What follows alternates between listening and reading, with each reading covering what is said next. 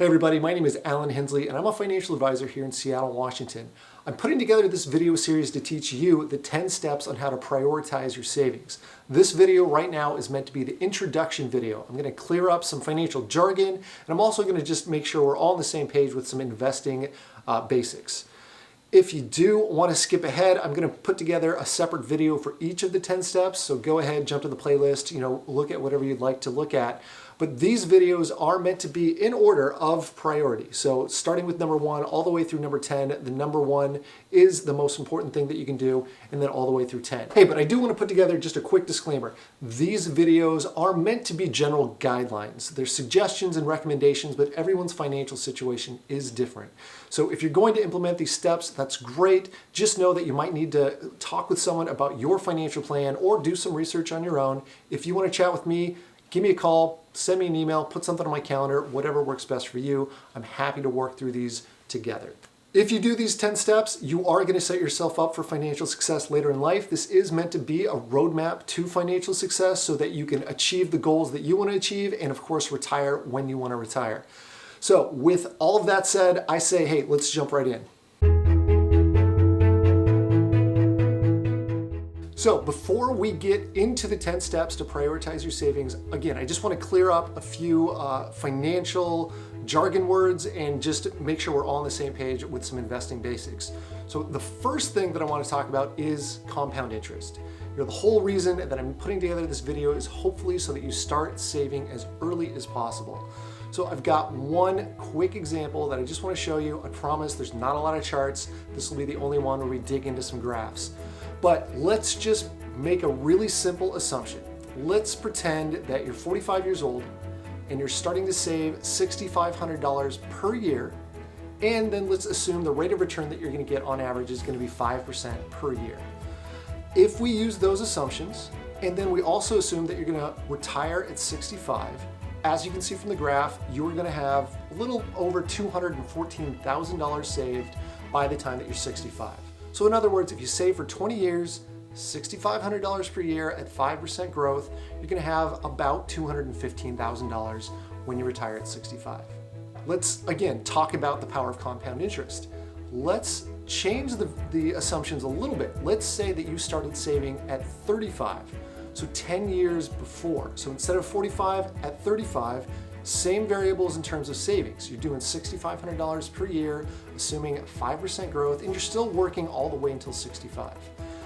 If we look at the numbers, we're starting to save 10 years sooner, but look how much you have when you're 65. You're gonna have a little over $430,000 saved, and that's huge. Just by starting 10 years sooner, you're gonna have so much more saved by the time that you're 65.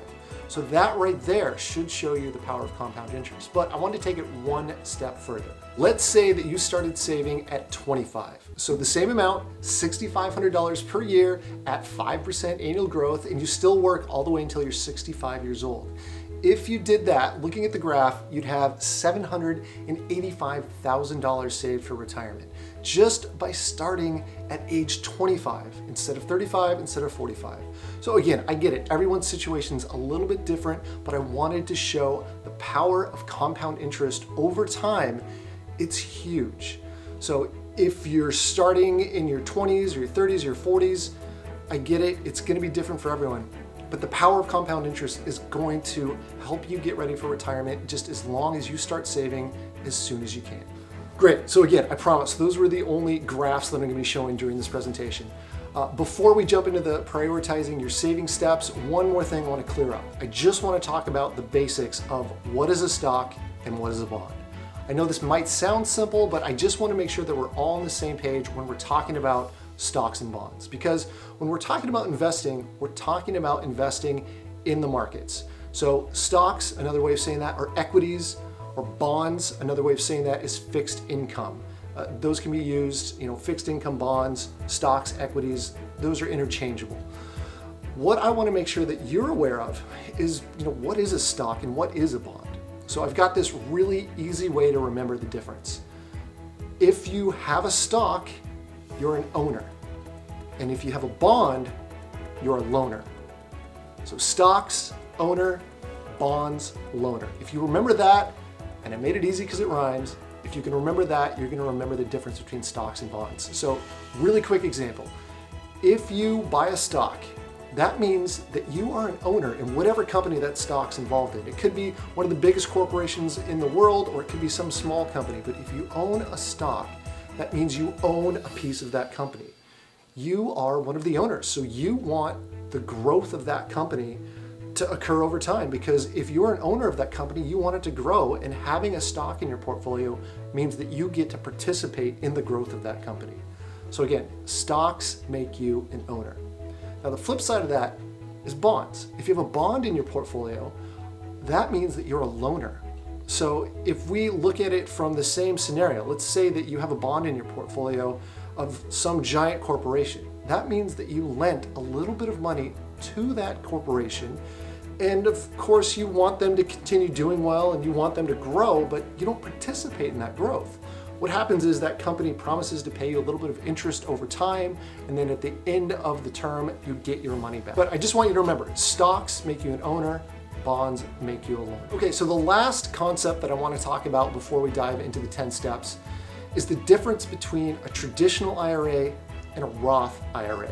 And these rules actually, they apply to your retirement account at work, because you could have your 401k versus a Roth 401k. So again, I'm just talking about the differences between traditional and Roth, and this could apply to IRAs or to 401ks. So to explain the difference between a traditional IRA and a Roth IRA, I want everyone to pretend that you're a farmer. And let's say that Uncle Sam comes along and they say, hey, you're going to grow some amazing crop. I want to tax you on your crop.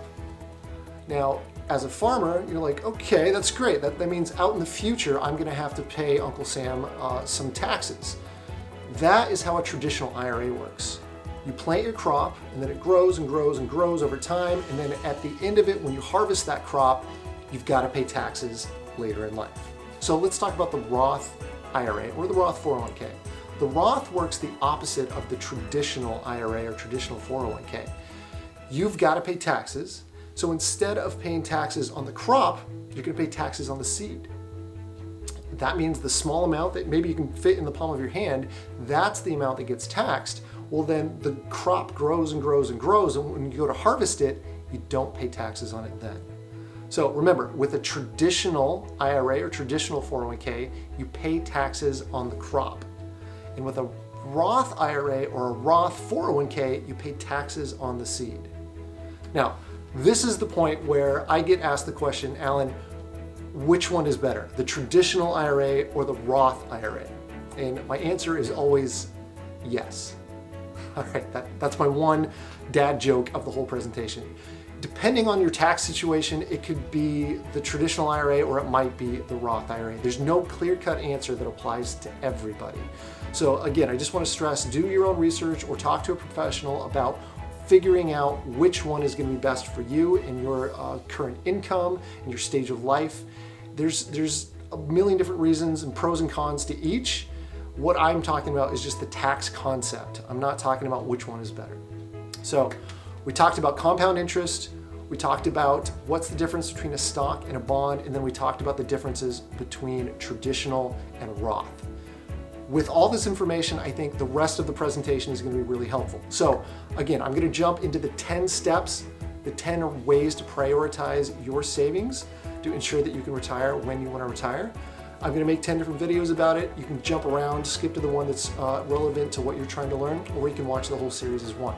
So again, my name is Alan Hensley. I'm a financial advisor here in Seattle. Thank you for watching. I hope you get a lot out of this.